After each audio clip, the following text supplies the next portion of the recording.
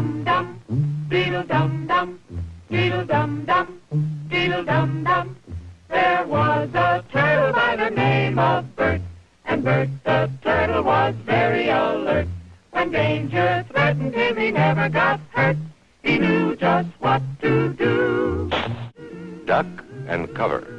This is an official civil defense film produced in cooperation with the Federal Civil Defense Administration and in consultation with the Safety Commission of the National Education Association. When I get to the bottom, I go back to the top of the slide. We'll stop and a turn and I go for a ride. Till I get to the bottom and I see you again. Yeah, yeah.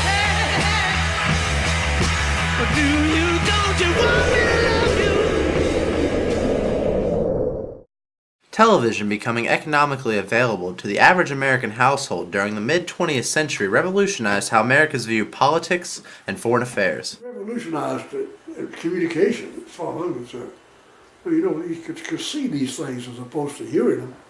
It's much more vivid. It's like a picture's worth 1,000 words, they say.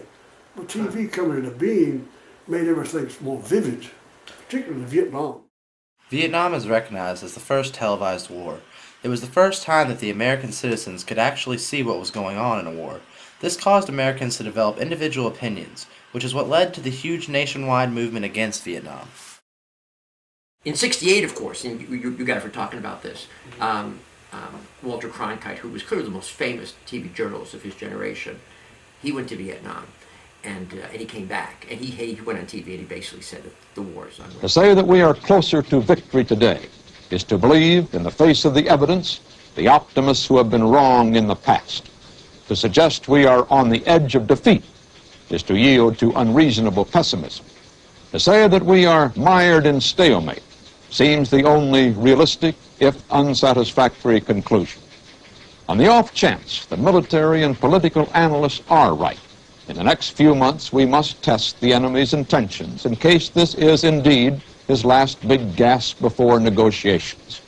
But it is increasingly clear to this report that the only rational way out then will be to negotiate, not as victors, but as an honorable people who lived up to their pledge to defend democracy and did the best they could. This is Walter Cronkite. Good night. Walter Cronkite's opinion about America's involvement in the Vietnam War did two things: reaffirm the perspective of the war for younger generations, as well as defeating the preconceived notions held by the older generations, changing the tone of the war in America. The Gulf of Tonkin incident happened in Vietnam.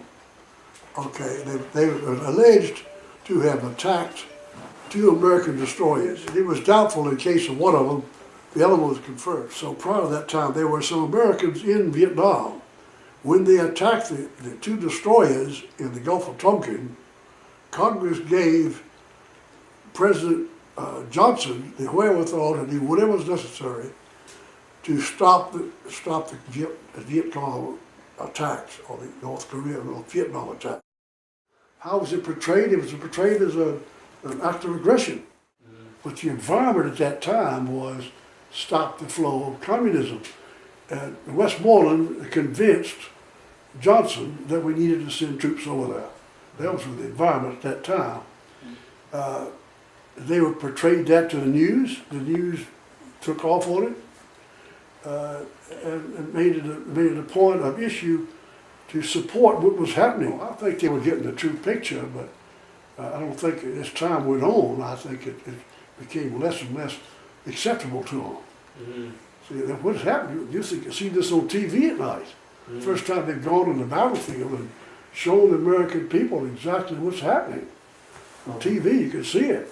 Actual battle. Despite week-long airstrikes by U.S. Air Force jets, the Viet Cong have shown no signs of withdrawing. Out there, the enemy is creeping in. He will try to overrun the American positions. The waiting is agony. This is it. Live or die. On the topic of nuclear deterrence, JFK once said, "Mankind must put an end to war, or war will put an end to mankind." The increasing intensity of the arms race became such a great fear throughout America that the media and the government began to work together in order to quell the fears of the American people.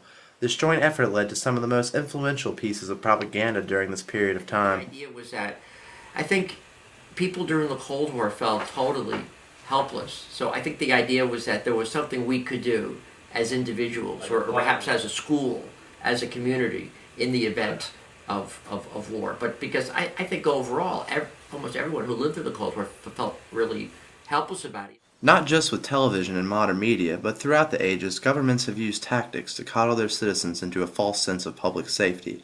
However, this was rarely noticed worldwide until the Cold War brought the threat of world destruction through nuclear war. Duck and Cover and other such propaganda films were used to make viewers feel safe and as if there was a plan for protection in case nuclear deterrence failed. From the evolution of television came a new evolution in politics and its relation to television and the American people.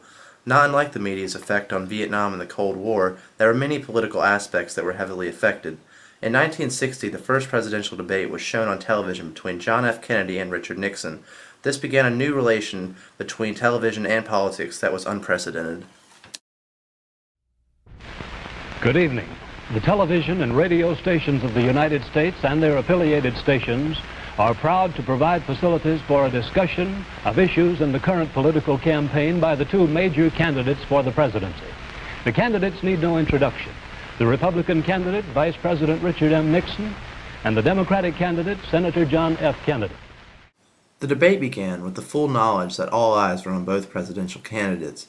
For the first time, citizens were able to see the gravity and power in which the speaker conveyed.